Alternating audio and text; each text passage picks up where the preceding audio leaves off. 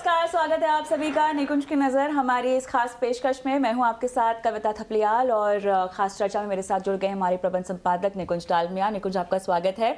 और हफ्ता तो काफ़ी धमाकेदार रहा है, लेकिन उससे पहले दर्शकों का शुक्रिया अदा एक बार फिर से, जिन्होंने इतना पसंद किया हमारी इस पेशकश को। और पिछले हफ्ते तो हमने आपके लिए एक महा एपिसोड लेकर आए थे, जहां पर हमने पूरे महीने की बात की, आने वाले ट्रेंड्स पर बात की है। और आपने इतने अच्छे अच्छे कमेंट्स के साथ हमारा मनोबल बढ़ाया, उसके लिए धन्यवाद। आपके सवाल भी लगातार आ रहे हैं, जो कि मैं निकुंज सर के सामने रखूंगी आने वाली चर्चा में। कमेंट्स आपके काफी अच्छे आते कविता जी। सर वो सब आपके लिए है। आपने ये नहीं देखा, सर को वैसे अपनी तारीफ करना पसंद नहीं है ज्यादा, लेकिन जितना लोग बाजार के बारे में समझ रहे हैं, अच्छी बात यहाँ पे ये समझ में आ रही है कि जो बुनियादी चीजें होती हैं ना, लोगों को वो अब समझ में आ रही है। और एक और चीज जो लोगों के कमेंट्स हमें समझ में आ रही है, वो ये है, लोग लंबा सोच रहे हैं, लोग आने वाले वक्त के बारे में सोच रहे हैं। और यहाँ पर ट्रेडिंग करना गलत नहीं है, लेकिन निवेशक बनना बहुत अच्छी बात है, ऐसा मुझे लगता है। और कहीं ना कहीं जो आप बाजार की पूरी समझ देते हैं लोगों को, उससे लोगों को लंबी अवधि में बहुत ज्यादा फायदा हो रहा है, ये समझ में आ रहा है comment. Kavita ji, stock market के अंदर सही गलत होता है। मैं हमेशा बोलता हूँ, एक प्राइस पे बायर होता है, एक प्राइस पे सेलर होता है। बायर को लगता है कि वह सस्ता ले रहा है, सेलर को लगता है कि वह सही प्राइस पे बेच रहा है। मगर आपको अगर पता है कि आप किस रास्ते पे चलना चाहते हैं, बिल्कुल, तो फिर आप हमेशा शेयर बाजार के अंदर, भले ही ट्रेडिंग हो या फिर इन्वेस्टिंग हो, आप उसके अंदर पैसा बनाएंगे। Trading is momentum, there is nothing wrong in momentum. हम बॉम्बे टर्मिनोलॉजी में अगर बात करें, अगर trading is like boarding a चलती हुई गाड़ी। बैंड्रा से आप कांदीवली जाना चाहते हैं, तो आप बीच के स्टेशन पे चढ़ गए हैं और कांदीवली आने से पहले उतर गए हैं। बिल्कुल, ये है ट्रेडिंग। आप एक मोमेंटम, एक आप क्राउड के साथ जा रहे हैं। जो इन्वेस्टिंग होती है, इन्वेस्टिंग का मतलब ये होता है कि आप जी बिना टिकट के चलना चाहते हैं, आपके पास समय है, आप इंतजार कर सकते हैं। आप ट्रेन जब खाली होगी, जब उसमें बैठेंगे, बढ़िया टिकट लेकर के बैठेंगे और आराम से स्लीपर क्लास में जाएंगे। मगर उसका मनोबल, टाइम फ्रेम, एटीट्यूड, अप्रोच, वह अलग, वो सब अलग हो जाती है। बिल्कुल, मकसद पहचानिए, जोखिम पहचानिए और उसके बाद रणनीति बनाइए। लेकिन चलिए बीते हफ्ते की बात करती हूँ, या हाल ही की बात करती हूँ। निफ्टी ऑल टाइम हाई पर और मनोबल काफी स्ट्रांग लग रहा है, बाजार की ब्रेथ काफी स्ट्रांग लग रही है। ये मोमेंटम आपने 2 हफ्ते पहले भी प्रेडिक्ट किया था, आपने कहा था कविता ऐसा होता हुआ नजर आ रहा है, और ये अभी भी बरकरार है। आने वाले हफ्तों के लिए आप क्या कहेंगे? Kavita, just because markets have gone higher does not mean they will fall. Because market ऊपर गया है, इसका मतलब ये नहीं है कि मार्केट नीचे आएगा। सबसे पहले हमें समझ लेना चाहिए। दूसरा, मार्केट के अंदर मैंने एक पुरानी कहावत पढ़ी है, एक टेम्पल्टन साहब की थी, जो फ्रैंकलिन टेम्पल्टन हैं, जो म्यूचुअल फंड देखते हैं। ये टेम्पल्टन एक शख्सियत रह चुके हैं, जो अमेरिका में बहुत बड़े इन्वेस्टर है, बिलियनर इन्वेस्टर थे। उन्होंने एक बड़ी अच्छी एक फ्रेज लिखी थी मार्केट में, मैं अंग्रेजी में बोलता हूँ, बात करेंगे। More money is lost in when you are waiting for the correction rather when the actual correction occurs. तो आप देख रहे हैं, आप देखते रहेंगे, आप वेट करते रहेंगे, मार्केट ऊपर जा रहा है, आपने पार्टिसिपेट नहीं करा। तो आपने अगर निफ्टी में हमारा शो देखा होता, तो हमने बोला था मार्केट ऊपर जाएगा। उसके बाद मार्केट 15% ऊपर गया है, तो 15% आप नहीं कमा पाए। जब मार्केट में करेक्शन आएगा, एक तरफा लाइफ नहीं चलती है, तो उस समय मार्केट में हो सकता है 5% करेक्शन ही आए या 7% करेक्शन आए, पर मार्केट कितना चला? 15%। तो आपका नेट नुकसान कितना हुआ? 7% का। आप करेक्शन का वेट करते रहे, करेक्शन आया नहीं। तो मार्केट के अंदर यही है कि आपको ये समझना पड़ेगा, just because markets have gone higher does not mean it will come lower. Market क्यों नहीं खराब लग रहा है? मार्केट इसलिए नहीं खराब लग रहा है बिकॉज मैं आपको रिजर्व बैंक ऑफ इंडिया के आंकड़ों की बात करता हूँ। पिछली क्रेडिट पॉलिसी में क्रूड के प्राइसेस $85 थे, इस क्रेडिट पॉलिसी में $75 है। पिछली क्रेडिट पॉलिसी में 10 ईयर पेपर जो था 7.3 था, 7.23 था, इस क्रेडिट पॉलिसी में 7% है। पिछली क्रेडिट पॉलिसी में रुपी में नर्वसनेस थी, इस क्रेडिट पॉलिसी के अंदर रुपी के अंदर ऐसी नर्वसनेस नहीं है। तो कुल मिलाकर के अगर आप इन चीज़ों को देखेंगे, तो भारतीय अर्थव्यवस्था जो है वह अच्छी और मजबूती से एक सही राह पर चल रही है। अर्निंग्स अच्छी हैं, फ्लोज वापस आ रहे हैं। तो मार्केट के अंदर ऐसा कोई मुझे कारण नहीं दिख रहा है जिसकी वजह से मार्केट आराम धड़ाले से गिरे। बिल्कुल। हाउएवर हर स्टोरी के दो पहले होते हैं, एक सिक्के में हेड और टेल होता है। जो कंसर्न है जो इसमें मार्केट नज़रअंदाज कर रहा है, जो आने वाले समय में बड़ी हो सकती है, वेयर आर द रेन्स। 10 तारीख बम्बई में तो गर्मी है, हाँ। केरला में बरसात नहीं है, और अगर बारिश एक 15-20 दिन नहीं आई तो कई जगहों पे सूखे की प्रॉब्लम हो जाएगी। हाँ। तो can this years monsoon change all assumptions. देखिए मानसून जब आएगा, कविता जी कोई आकर के बोलेगा नहीं खराब है, सब उम्मीद करेंगे बढ़ेगा, उम्मीद करेंगे होगा, मगर अगर खराबी हुई तो मेरे हिसाब से उसकी वजह से मार्केट के अंदर नर्वसनेस, गिरावट और वॉलेटिलिटी आ सकती है। ये एक बहुत बड़ा ट्रिगर है बाजार का मूड खराब करने के पीछे। लेकिन जो एक सवाल जो लोग पूछ रहे हैं वो ये है कि क्या हम इसको बुल रन देख सकते हैं के तौर पर देख सकते हैं? क्या बाजार अब ऐसे लेवल पर पहुंच गया है जिसको हम कह सकते हैं कि अब बाजार महंगा है? नहीं कविता, नहीं बोल सकते। एक मैं बेसिक बुनियादी नंबर देता हूँ जो शायद हम एक बेसिक बुनियादी नंबर कि हम सेंसेक्स का पी मल्टीपल निकालते हैं। ओके। जो सेंसेक्स का पी मल्टीपल होता है वो सेंसेक्स की कंपनीज की जो अर्निंग्स होती हैं उसमें वेटेज से निकाल के हम पी मल्टीपल निकालते हैं। हिंदुस्तान का जो पी मल्टीपल है, और मैं 10-15 साल की हिस्ट्री की बात कर रहा हूँ, ये बहुत महंगा होता है। जो पीक में होता है वो होता है 20-21 टाइम्स, और जहाँ पे बहुत गिरावट आती है जो एक्सेस होती है तो उस समय आता है ये 14 से 15। तो कोविड की गिरावट जो कि एक्स्ट्रॉर्डिनरी गिरावट थी, बिल्कुल आज जैसे हम नज़रअंदाज कर रहे हैं, अगर 2 साल पहले हुआ था जी, 2.5-3 साल पहले हुआ था, उस समय सेंसेक्स का पी मल्टीपल हो गया था 13 से 14 टाइम। एक्सेस जब हुआ था वह हुआ था जैसे 2021 में या 2008 में, उस समय पी मल्टीपल हो गए थे 20, 21, 22। तो हम ना 13 पर है ना हम 21 पर है, हम इस समय 16 से 18 के बीच में है। 16 से 18 का मतलब है कि मार्केट यहाँ से अर्निंग जितनी बढ़ेंगी उतना ऊपर बढ़ेगा। तो एक इंटरेस्टिंग बात है, और हम ईटी स्वदेश पर काफ़ी हम बात कर रहे हैं। आपने भी देखा होगा कि भाई सेंसेक्स 1 लाख कब होगा? हाँ बिल्कुल। कब होगा? बिल्कुल आप बताइए। आपने जानकारों से, दिग्गजों से बात की है, आपको क्या लगता है? 3 साल, 4 साल, 5 साल? 5 साल का नजरिया। 5 साल का नजरिया। क्या 5 साल में सेंसेक्स 1 लाख हो सकता है? एक बड़ा नंबर है। बहुत बड़ा नंबर है, बट मुश्किल भी होगा ऐसा लगता नहीं है। काफी गुंजाइश है कि हो सकता है। जी हाँ। तो अब ये एक मैथमेटिक्स की बात है। हाँ। तो 1 लाख तक पहुंचने के लिए आपको 4 से 5 साल में कंपाउंडिंग करनी पड़ेगी। जो कंपाउंडिंग आप करेंगे, अगर आपको 5 साल में होना है 1 लाख, तो वो जो कंपाउंडिंग है वो लॉन्ग टर्म एवरेजेस से भी कम है। अच्छा। तो सेंसेक्स की जो हिस्ट्री है उसकी आप अगर 1990 से कंपाउंडिंग देखें या 2000 से कंपाउंडिंग देखें, एक पेस पर कंपाउंडिंग होती है उसकी। इकोनॉमी की ग्रोथ आती है और सेंसेक्स की कंपाउंडिंग होती है। तो 60,000 पे जो हम अभी हैं, यहाँ से 1 लाख की जर्नी अगर हम 5 साल में करते हैं तो सेंसेक्स की जो बढ़त है it is in line with long term compounding. तो एक बहुत मुश्किल नहीं है। बहुत मुश्किल नहीं है। मैं 1 लाख का नंबर बड़ा अच्छा लगता है। बिल्कुल अच्छा लग रहा है। अच्छा लगता है। अंग्रेजी लोग में सोच रहे होंगे अभी ही डाल देते हैं पैसे, बस कर देना चाहिए। 5 साल में तो 1 लाख हो जाएगा। बिल्कुल मैं कॉन्फिडेंटली बोल सकता हूँ। बिल्कुल हो सकता है कि अब हमें समझना है कि 3 से 4 साल में हो सकता है। हाँ। 3 साल तो मुझे मुश्किल लगता है। अच्छा। मगर 3-4 साल में मुझे लगता हो जाएगा, बिकॉज अगर अर्निंग्स अच्छी रही तो जो कंपाउंडिंग रहेगी वो नॉर्मल से ज़्यादा रहेगी। हो सकता है नॉर्मल से 10% ज़्यादा रहे या 15% ज़्यादा रहे। तो 13-14% की हिस्टोरिकल कंपाउंडिंग है, और अगर उससे थोड़ा ज़्यादा कंपाउंड करते हैं क्योंकि अर्निंग्स अच्छी हैं, भारत इस समय पेडिस्टल पोस्ट पर है, इलेक्शन साइकिल अगर ठीक जाती है तो अब 10 से 15% ज़्यादा कंपाउंड करेंगे। तो 5 साल में नॉर्मल, 4 साल में if earnings and everything is right, I think मुमकिन है। तो 4 से 5 साल में मुझे लगता है सेंसेक्स, और 3 साल तो मतलब बहुत ही बढ़िया हो जाएगा। उसके लिए तो कोई मेरे ख्याल से 3 साल में तो मतलब वो कहता है ना कि T20 में रिंकू सिंह ने जो करा था, कि 1 ओवर के अंदर 5 छक्के मारे थे, वो थोड़ा मुश्किल लग रहा है। हो सकता है 5 छक्के लगाए थे उन्होंने, 6 छक्के भी लग चुके हैं, ऐसा नहीं है। बिल्कुल पर वो लक की बात है, लक की बात है। हाँ, लेकिन पते की बात ये है कि मौका नहीं छोड़ना है। मतलब 5 साल में अगर क्रिकेट टर्मिनोलॉजी में बात करें ना, तो T20 मैच में 80 रन बनाने वाली बात है। हाँ, वो बन जाएंगे 10 विकेट, 80 रन कंफर्टेबली बन जाएंगे। 4 साल में 130 रन, 10 विकेट। 3 साल के अंदर 5 छक्के।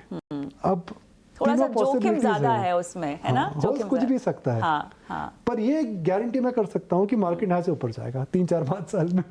वो 100% है।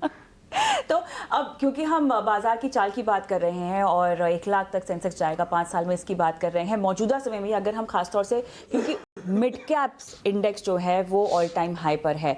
पिछले दफे आपने कहा था कि यहाँ पे कुछ स्टीम और बची हुई है, हम आने वाली कुछ तिमाहियों में देखेंगे कि और आकर्षक हो जाएगी ये स्पेस, वो चलन बरकरार है। वैल्यूएशंस के लिहाज से आपको लगता है कि यहाँ पे और दमखम बचा है और ऊपर जाने की उम्मीद है, मौके हैं? स्मॉल कैप इंडेक्स से भी 13% नीचे, और जो पेनी स्टॉक्स हैं अपने 52 वीक हाई के आसपास है ही नहीं। पेनी स्टॉक्स का इंडेक्स कोई बनाया तो पेनी स्टॉक्स इंडिकेटर अभी भी वीक है, तो मार्केट में बिलीफ नहीं है। आपने सबसे पहले क्या पूछा मेरे से, मार्केट चढ़ा है क्या टिका रहेगा? मार्केट जब पीक होता है कविता जी, जब उसके अंदर वैल्यूएशन एकदम हमटी डमटी होती है, वह नहीं है जो हम बात कर चुके हैं। पार्टिसिपेशन बहुत ज़्यादा होता है, जहाँ पर आपको एक लिफ्ट में टिप मिलने लग जाए ना, तो वो डेंजरस साइन है। अच्छा। और मैं अक्सर लोगों को बोलता हूँ, जो लोग मेरे से पूछते हैं भाई क्या लेने का, मैंने बोला भाई जब मोबाइल फ़ोन खरीदते हो हाँ। तो रिसर्च 4 करते हो जगह ना? रिसर्च करते हो, बिल्कुल। तो शेयर खरीदने से पहले भी क्यों नहीं रिसर्च करते हो? शायद यही मैं हमेशा लोगों को बोलता हूँ। एक सज्जन मुझे लिफ्ट में मिले थे, और मैं 9th फ्लोर पे रहता हूँ, तो उन्होंने बोला ग्राउंड फ्लोर पे टिप बताइए। मैं 9 सेकंड में दाम बता दूंगा, नाम बता दूँ भी जो मेरी समझ है, तो 9 सेकंड के अंदर वो 10वें सेकंड में शेयर खरीद लेंगे। मगर tip in lift does not work. जिस प्रकार आप मोबाइल फ़ोन से पहले 25,000 का मोबाइल फ़ोन लेने से पहले 4-5 दिन रिसर्च करते हैं, स्टॉक मार्केट में भी वही है। समझ नहीं हो तो मत करिए, एक्सपर्ट को दीजिए, मत समझ हो तो रिसर्च करके लिए। Tip in lift will not work. तो मिड कैप में अभी क्या है? फिलहाल हम देख रहे हैं कि इतना ऑल टाइम हाई पर है, तो क्या सेक्टर्स चल रहे हैं, कहाँ दम है, कहाँ कुछ खरीदा जा सकता है या मन बनाया जा सकता है? देखिए, भारत के अंदर झुंझुनवाला साहब कहते थे कि एक बुफे है, आपको क्या अच्छा लगता है डिसाइड कर लो। तो इस समय मुझे लग रहा है कि काफ़ी रेंज ऑफ सेक्टर्स हैं जो अच्छे लग रहे हैं, मगर जो सबसे लजीज व्यंजन कौन सा है? लंबा बुफे है, पंच भोजन इस समय लगा हुआ है। अंकुट आपने नाम सुना हिंदी में? पंच भोग इस समय लगा हुआ है, मगर उसमें सबसे लजीज जो फूड है, वो डिशेज है, वो क्या है? मुझे लगता है कि इस समय जो अट्रैक्टिव है, और जहाँ पर मुझे लगता है कि अभी हेडरूम काफ़ी बचा है, वह मुझे लगता है कि 3 महीने से 6 महीने में NBFCs पे जाइए। इंटरेस्ट रेट्स पीक हो चुकी हैं। जब इंटरेस्ट रेट्स पीक होती हैं और डिमांड रहती है तो NBFCs आउट परफॉर्म करती हैं। जब इंटरेस्ट रेट्स ऊपर जाती हैं तो बैंक्स आउट परफॉर्म करते हैं। तो गुड वेल रन NBFCs मुझे लगता है कि इस समय अच्छी लग रही है। सेकंड, जहाँ पर एक ट्रेंड चेंज हुआ है, जो मैंने पिछले 7-8 दिन में समझा, वह फॉर्मुलेशन कंपनीज, फार्मा की फॉर्मुलेशन कंपनीज। फॉर्मुलेशन क्या होता है जी? आप ड्रग्स बनाते हैं, फॉर्मूला जिसे हम बोलते हैं, तो फार्मूले से वर्ड बना फॉर्मुलेशन। फॉर्मुलेशन के अंदर आप ड्रग्स देते हैं, तो उनको हम कहते हैं API। API की प्राइसेस गिर चुकी हैं और फॉर्मुलेशन की प्राइसेस बढ़ रही हैं। बहुत रेयर होता है कि फाइनल प्रोडक्ट ऊपर जा रहा है और रॉ मटेरियल नीचे जा रहा है। तो जो भी कंपनी फॉर्मुलेशन बिजनेस में, इंडिया में काफ़ी बड़ी कंपनीज हैं, Cipla, Sun Pharma, Lupin, they are in the formulation business. मुझे लगता है कि वहाँ पर इस समय दमखम है। हम जून में हैं, इस समय अगर मॉनसून ठीक ठाक रहा, भगवान से प्रार्थना करते हैं, तो मुझे लगता है कि रूरल डोमिनेटेड स्टॉक्स वापस आएंगे। 2 साल से इसमें स्ट्रेस है और वहाँ पे बेस का अच्छा सा, तो 2 व्हीलर हुआ या फिर डोमेस्टिक या फिर वैल्यू रिटेलर्स हो गए, जो कि टियर 2 सिटीज़ में ज़्यादा फोकस है। मुझे लगता है कि लग्जरी से पैसा उसमें वापस आएगा। अच्छा। हालांकि लग्जरी स्टॉक्स अच्छे हैं, हम कई बार बात कर चुके हैं, मगर मार्केट में वैल्यू और मार्जिन ऑफ सेफ्टी, अगर बारिश अच्छी होती है तो रिटेल में आ जाएगी। फिर दिवाली, दशहरा, उसके पहले मुझे लगता है कि मार्केट उस मोड में आ जाएगा, तो एक वो साइकिल भी मिलेगी जिसके अंदर सस्ता सुंदर टिकाऊ का जो नारा है वापस आ जाएगा। तो मुझे लगता है कि उस formulation, good NBFCs and rural focus companies subject to good monsoon, मुझे लगता है ये 3 थीम्स हैं। IT में मत जाइए। IT में इसलिए नहीं जाना चाहिए Kavita ji, because IT companies के अंदर जो मेन बिजनेस है वह बैंकों से आता है। US इकॉनमी इस समय खटाई में है, US इकॉनमी इस समय स्लो हो रही है। जो भी वहाँ पे चेंजेस हो रहे हैं, आर्टिफिशियल इंटेलिजेंस उन चेंजेस को खा रही है। जो भी वहाँ पे जॉब क्रिएशन हो रही है, वो आर्टिफिशियल इंटेलिजेंस उन पे रोक लगा रही है। तो वहाँ की इकॉनमी बड़ी, जब लार्ज इकॉनमी बड़ा चेंज आता है ना, तो उसका डिस्ट्रप्टिव इम्पैक्ट आता है। हम अमेरिका जैसी इकॉनमी जो $25 ट्रिलियन की इकॉनमी है, उसमें इतना बड़ा चेंज आ रहा है, जैसे हम चैट जीटीपी बोलते हैं या फिर AI बोलते हैं, उसका इम्पैक्ट पूरी दुनिया में आएगा। तो उसका असर मुझे लगता है कि बैंकिंग सेक्टर में आएगा, मैन्युफैक्चरिंग सेक्टर में आएगा और आईटी में आएगा। लेकिन आईटी अगर हम विदेश में देखें तो काफ़ी अच्छा खासा चलता हुआ दिखाई दे रहा है, जिसका इमीडिएट रिफ्लेक्शन और इम्पैक्ट हमारे यहाँ नहीं हो रहा है। जी हाँ, मेरे से कई लोग ये पूछ रहे हैं, भाई नैस्डैक तो इस समय 6 मंथ हाई पर है, can we go back to IT? नहीं जाना चाहिए। क्यों नहीं जाना चाहिए? वहाँ पे जो कंपनीज है वो सॉफ्टवेयर में नहीं है, वह बेसिकली आर्टिफिशियल इंटेलिजेंस में, जैसे एनवीडिया जैसी कंपनी हो गई, वो आर्टिफिशियल इंटेलिजेंस में, माइक्रोसॉफ्ट आर्टिफिशियल इंटेलिजेंस में जा रही है, alphabet stroke Google artificial intelligence में जा रही है। हम जो यहाँ पे काम करते हैं इंडिया में, भले TCS और इन्फोसिस और विप्रो, ये HCL टेक, हम सॉफ्टवेयर बनाते हैं और सॉफ्टवेयर को हम सर्विस करते हैं। हम आर्टिफिशियल इंटेलिजेंस में नहीं है। जैसे हिंदुस्तान के अंदर कोई प्रोडक्ट कंपनी नहीं है, इंडिया में बड़ी प्लेटफॉर्म कंपनीज नहीं है। अमेजोन IT है मगर अमेजोन प्लेटफॉर्म है, एप्पल IT है मगर फ़ोन बनाता है, फ़ोन के अंदर भी IT है। इंडियन IT कंपनीज जो हैं वह बैंक का बैक एंड संभालेंगी, एक रिटेल स्टोर का फ्रंट एंड संभालेंगी, एक ऑटो कंपनी की सप्लाई चेन संभालेंगी। तो वह बिजनेस में मुझे लगता है कि अभी इतना बड़ा आर्टिफिशियल इंटेलिजेंस आया नहीं है, समय लगेगा, and I don't think we are there yet.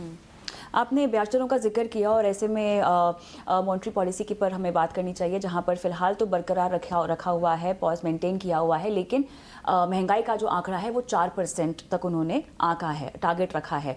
अब क्या ये इस बात का अंदेशा है या सिग्नल है कि ब्याज दरें जो हाई हैं वो लंबे समय तक ऊंची रहेंगी, ही पॉज मोड में रहें लेकिन ऊंची रहेंगी? कविता, मेरा ये मानना है कि बहुत जल्दी ब्याज दर नहीं घटेगी। ब्याज दर कम करने के 2 कारण होते हैं। नंबर 1, या तो ग्रोथ अचानक नीचे आ रही हो, या फिर इन्फ्लेशन बहुत ज़्यादा गिर गई हो। नहीं तो रिजर्व बैंक ऑफ इंडिया क्यों चेंज करेगा? तो क्या लास्ट क्वार्टर की ग्रोथ कम थी? नहीं थी। क्या reserve bank of India excited है अगले क्वार्टर को लेकर के? जी हाँ। क्या इन्फ्लेशन गिर चुकी है? जी हाँ। मगर क्या इन्फ्लेशन एकदम धड़ाम से गिरी है? जी नहीं। मानसून की कंसर्न्स अभी भी हैं। हाँ। अब मेरे को लगता है हम मानसून को अंडर एस्टिमेट कर रहे हैं। मैं कहीं आर्टिकल पढ़ रहा था कि राइस प्राइसेस आर अप 8%। बिल्कुल। Serial inflation is coming back. Serial inflation एक समस्या होती है। अगर मानसून अच्छा नहीं रहा, वेजिटेबल इन्फ्लेशन आ जाएगी। तो मुझे नहीं लगता है कि we won the war on inflation. तो ब्याज दर मुझे नहीं लगता है कि नीचे आएंगी, मगर ब्याज दर ऊपर भी नहीं जाएगी। तो जब ब्याज दर ना नीचे जाती है ना ऊपर जाती है, आपकी इकोनॉमी बैलेंस हो जाती है। देखिए, इकोनॉमी में इम्बैलेंसिंग का बात है, कोई भी चीज़ ऊपर नीचे होती है। सपोज आपने एक रॉ मटेरियल, आपने कोयला खरीदा और कोयला का दाम गिर गया, तो आपको इन्वेंट्री लॉस हो जाता है। आपने कोयला ऑर्डर करा, जब तक कोयला आया दाम बढ़ गया, आपको इन्वेंट्री गेन हो गया। तो ऊपर नीचे होती हैं। तो ब्याज दरों का वही होता है, जब अचानक ब्याज दर नीचे जाती हैं या अचानक ऊपर जाती है तो उसका इकोनॉमी में इम्पैक्ट पड़ता है। और मुझे लगता है कि ब्याज दर जब स्टेबल रहती है तो इकोनॉमी एडजस्ट कर लेती है। तो मुझे लगता है कि अब स्टेबिलिटी आ रही है। पॉलिसी के बाद हमने देखा कि इसी का इम्पैक्ट FMCG पर देखा गया, ऑटो सेक्टर पे देखा गया, रियल्टी में देखा गया। तो ये अब आपको लगता है कि सेंटिमेंट खराब करने वाला थोड़ा ट्रिगर है इन सेक्टर्स में? नहीं, देखिए, मार्केट में डे टू डे क्या होता है बोलना बहुत मुश्किल होता है, मगर तीनों सेक्टर की बात करते हैं। आपने पूछा रियल एस्टेट तो मुझे लग रहा है कि कुछ सिलेक्ट पॉकेट्स को हटा करके अब ट्रेंड में है।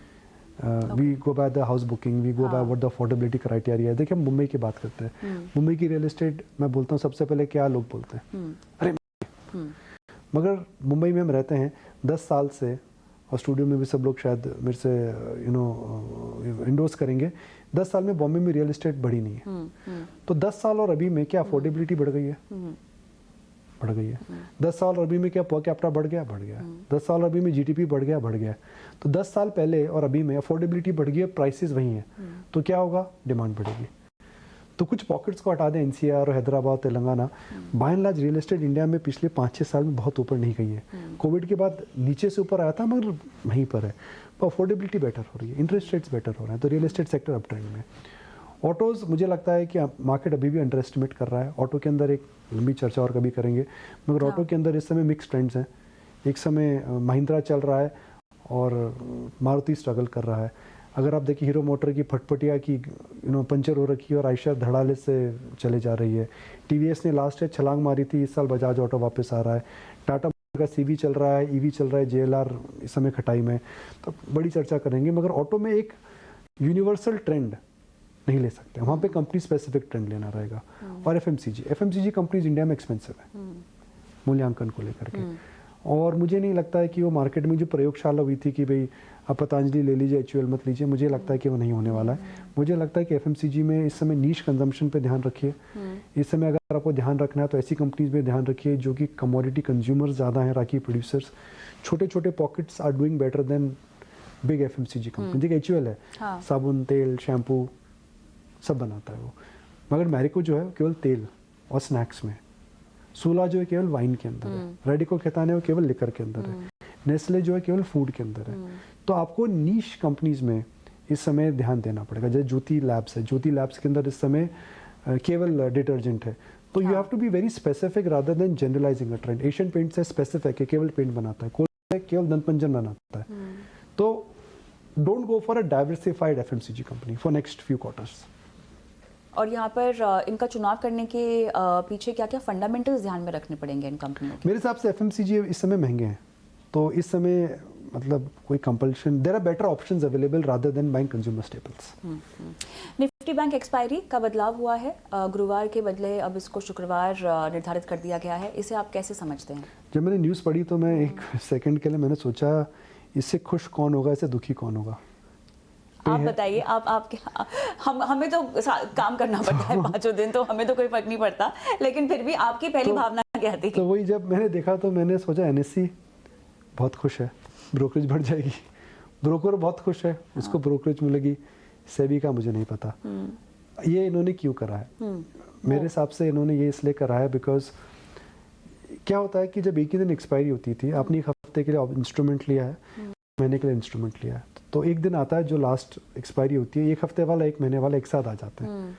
और जब 2 लोग आते हैं जिनका टाइम फ्रेम अलग है, तो उससे प्राइस में वॉलिटिलिटी बढ़ जाती है। तो मेरे को लगा सभी वह वॉलिटिलिटी कम करना चाहती है। दूसरा एक नया कारण है जिससे आप ज़्यादा ट्रेड करें।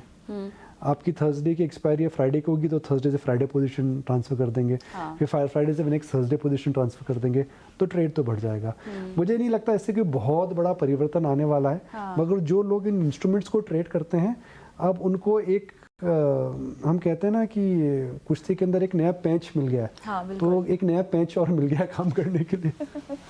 लेकिन जिस तरह से हमने देखा कि आरबीआई ने एक स्टैंड लिया है, आने वाली तिमाहियों में आपके डिपॉजिट की दरें कहें या आपके कर्ज की दरें कहें, इसमें कोई खास बदलाव होने की तो संभावना नहीं है ना?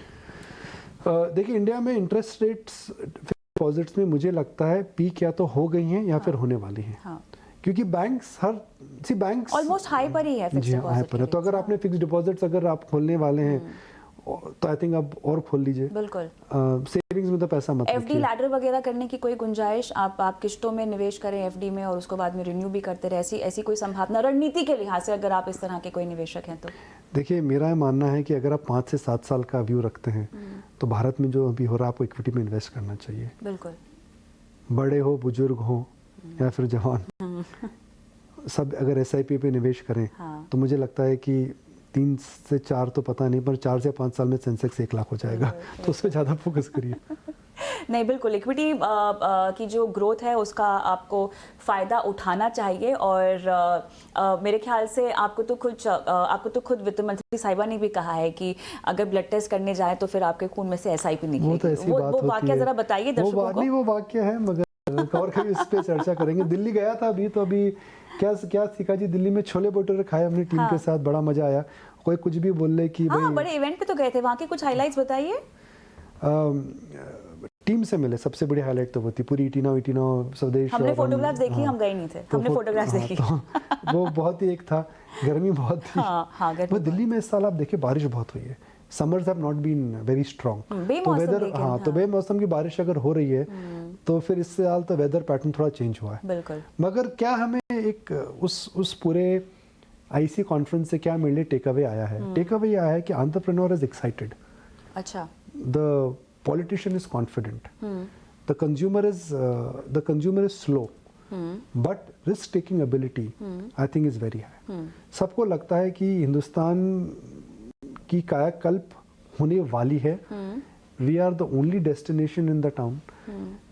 अगर आप इंडिया में नहीं जा रहे हैं तो गलती कर रहे हैं, और इंडिया में अगर आप इन्वेस्ट कर रहे हैं तो और इन्वेस्ट करिए। तो एक जो एक्साइटमेंट इंडिया को लेकर के है, भले वो पॉलिटिकल लेवल पे हो, भले वो सोशल लेवल पर हो, या फिर वो इन्वेस्टमेंट लेवल पर हो, I think India now seems to be the only good boy in a world full of bad boys.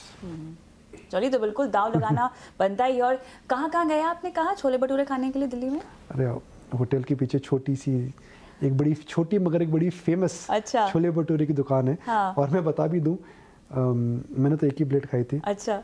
और दिल्ली में कुछ है हमारे रिपोर्टर्स सहयोगी, 2-2 ढाई प्लेट दबा गए। बताइए, ये तो दिल्ली की बात हुई है, लेकिन हाँ बाकी शहरों में भी ऐसे दिलचस्प खाने के ठिकाने हो तो बताइएगा। निकुंज सर के साथ हम वहाँ जाएंगे और तब उसका मजा भी लिया जाएगा। बहरहाल बहुत बहुत धन्यवाद आपका, आपने समय निकाला।